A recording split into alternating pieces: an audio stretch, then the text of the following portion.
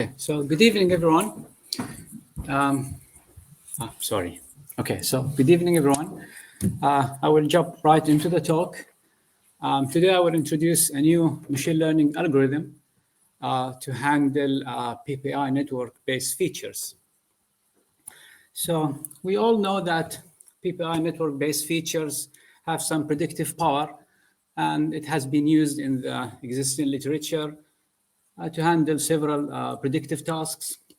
For instance, protein function prediction, drug efficacy prediction, and aging-related gene prediction. And in this work, we will focus on two types of those features.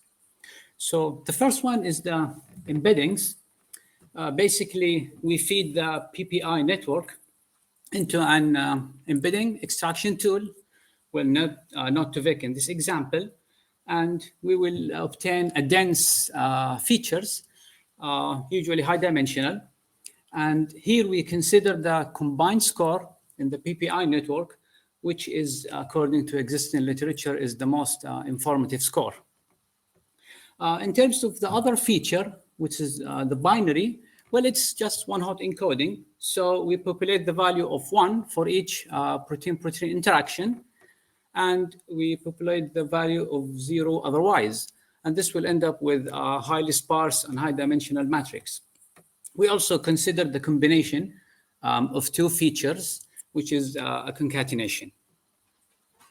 And the question that we are trying to solve here is that, can we improve the predictive power of PPI network-based features? Can we make them more useful? And to do that, we are proposing a contrastive learning approach. And a bit of background, I know you're all experts, but just a quick overview of contrastive learning. So this learning paradigm aims to learn a new hypersphere, a new space, where similar samples are mapped at close locations and dissimilar samples are mapped further away. So given this lovely dog image, this learning paradigm creates two views of this dog image. And in this example, the first one is done via rotation, and the second one is done via blurring, which are conventional augmentation methods in image processing. So those two views are used to minimize the contrastive loss function. This means that we are trying to pull those views together, and we will end up learning this hypersphere where the dogs are mapped at close locations, whereas, for example, the cats are mapped at far locations. So what is the benefit of doing contrastive learning? Well, here we're showing a materialized example of our method called EGSCL, which we'll introduce shortly, that it is capable of learning a new feature space that things are better organized and better grouped. And you can see here we have a clear decision boundary, so improving the predictive power. Whereas if you compare as before, things are a bit overlapping due to similarities in features. And also you can see here at the bottom, well, you're right, bottom right. So the testing instances still mostly lie on the right side of the decision boundary, giving the intuition that it have a good generalization. Okay, a bit more background. So I am showing this method because the method that I'm proposing today is extended from this method. So this method is called GSRCL. It was published by Briefings in Functional Genomics. And the key point here, it uses Gaussian noise to create the two views. So imagine each cell's gene's expression profile being blurred in two different degrees, and then you have two different views of each cell.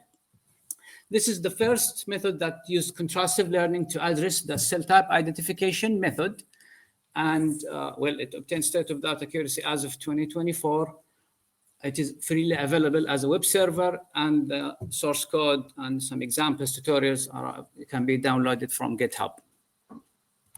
Okay, so this is the method that I'm sharing with you today. It is called EGSCL, published by NAR Genomics and Bioinformatics. So if you recall, the previous method used the Gaussian distribution to create views. Well, the key difference here is that we are not using a single Gaussian distribution, but rather we are using two different Gaussian distributions that their mean is shifted by a scalar in opposite directions. So imagine one is shifted to the right and the other is shifted to the left. So why is that? Why we are doing that? So we are trying to make those two views harder to pull and harder to push. And this will give us larger gradients, not only larger, but more informative gradients that we use to update the weights of those two MLP networks, the encoder and the projector. And this eventually encourages the learning, as we will see in the results. Moving on. Okay, so this is the pseudocode of the algorithm. And I promise I will be quick. So the area highlighted in yellow is enlarged on your right. Oh, on your left, sorry. So this only shows the inputs to this algorithm. And you can see here at the second line at the bottom is showing the mean shift hyperparameter beta that we are introducing in this algorithm. And the larger beta is, well, the more those two Gaussian distributions are shifted apart, the harder the views will be. So they are positively correlated. So the bit here in the middle shows this actual process. So the lines highlighted in red, so lines 5 and 6 is drawing Gaussian vectors from those two different distributions, and they are high-dimensional vectors. And those two high-dimensional vectors are added to the same instance, then creating two different views of that instance. And this is just a 2D visualization just to get a good understanding of what's going on. And here we have a reasonable assumption that we assume that the two views, the class label of those two views has the same label as the original instance. And this assumption is important because EGSL adopts not only the contrastive learning paradigm, but the supervised contrastive learning paradigm. And we will see why this is important. Okay, so in the next bit here, if you recall the cats and dogs example, so we are here defining the positives using pseudo labels based on that assumption, where the positives could be the dogs and the negatives could be the cats. So we would like to pull the dogs together. We need to give them those pseudo labels that, okay, those should be pulled together. Those should have the same pseudo label. While the others, the cats, should have the other label. And then we apply the contrastive loss function, which you can see the equation here, and it's a famous loss function. All right. So let's talk about the experiments. So regarding the data set, so our class labels here are binary. So pro-longevity and anti-longevity. And this two labels, well, the first label means that the overexpression of genes increases the lifespan. And the other one is the opposite. And we downloaded those labels from the GeneAge database. And we picked 4 model organisms, so mouse, worm, fly, and yeast. And we picked those because, well, basically they have the largest number of genes. And on your right, we have shows that we have downloaded the PPI network from the string database, well, the largest and the most comprehensive.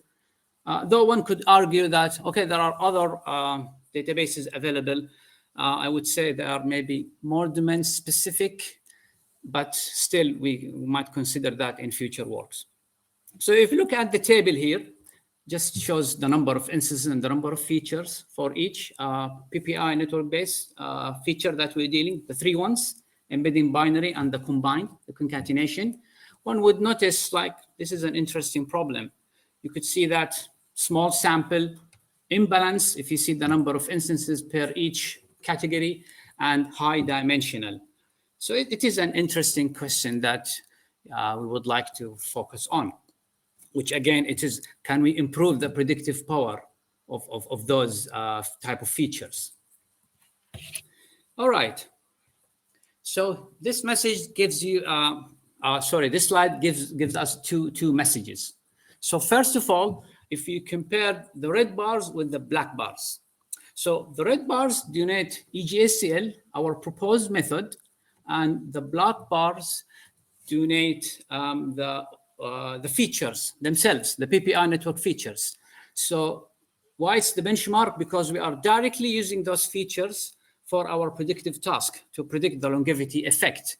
Whereas EGSCL, we try to improve those features. And you can see that EGSCL have successfully improved the predictive power of the embedding features for 3 model organisms. So you can see mouse, fly, and worm. Another message here is comparing to the red bars with the blue bars. So what are the blue bars? The blue bars are 2 different implementation of a single Gaussian distribution. And here I'm saying that in general, in most of the cases, this hardness injection, this usage of 2 different Gaussian distributions, yes, it does encourage the learning, and most of the cases, it improves the accuracy.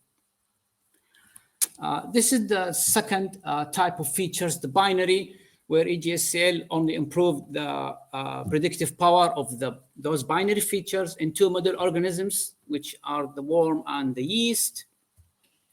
And the third type of feature, which are the combined, here EGSCL successfully improved the predictive power of the combined features for all 4 models organisms.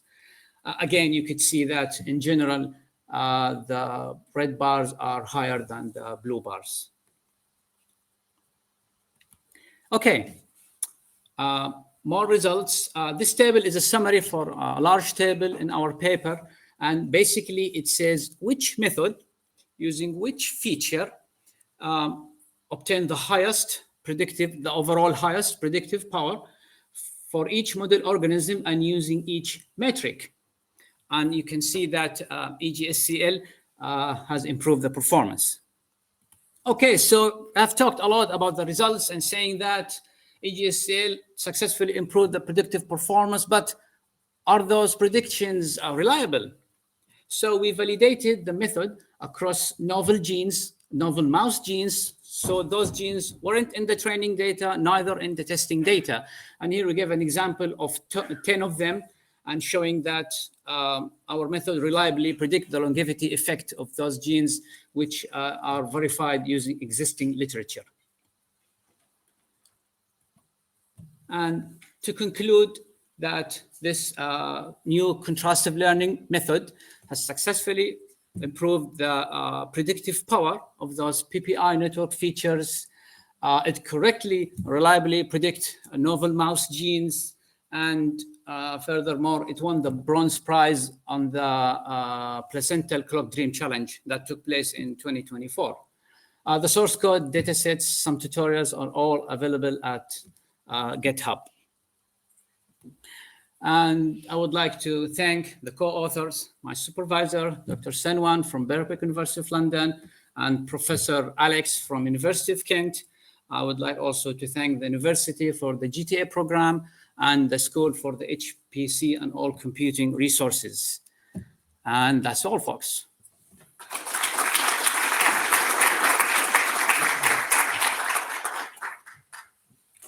Okay, then welcome for a few questions. Let's see.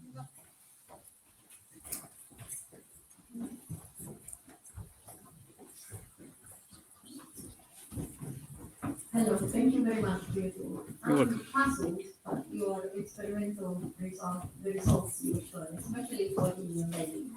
Because it looks to me that for the less complex organisms, your method works, but it excels in the case of the mouse, which was the most complex of the organisms you had on the slide. So I wondered if you thought, why is that? And if the model is really trying to capture the redundancy that is more commonly in more complex organisms and less in or other viscosity solvents? Okay, thank you for the question. Just to clarify that the data here plays a crucial role. So this is a data-driven approach, and well, contrastive learning usually performs well with complex data because this type of complexity helps the learning, the pushing and the pulling. Whereas if the data is a bit easy to learn, I would say, this model does not show more. So it doesn't learn much from the data, and then it doesn't perform as well as on complex data.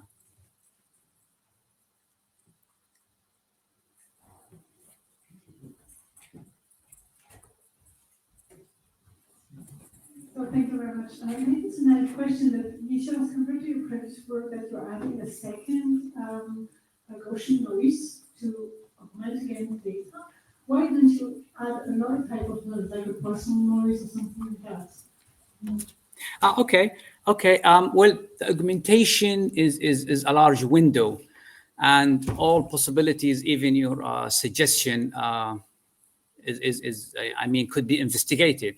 So this is true. So the augmentation, as I just mentioned, could be any. Well, there are two main categories for the augmentations. It could be randomness-based, so you're just adding noise, or it could be bio-inspired. So maybe you could use a other type of data and use it as the other augmented version of this, the current data I'm using, the PPI network, to complement each other.